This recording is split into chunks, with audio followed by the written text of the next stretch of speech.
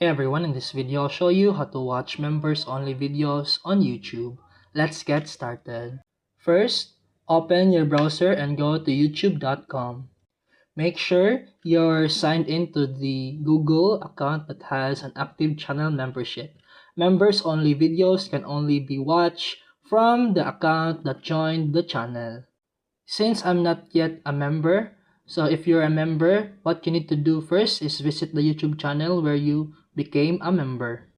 Then, just click on the membership tab to check their community post. Creators often post members only content there. Now, look for videos labeled with a members only badge or the join icon. Click on the video. If your membership is active, it will start playing automatically.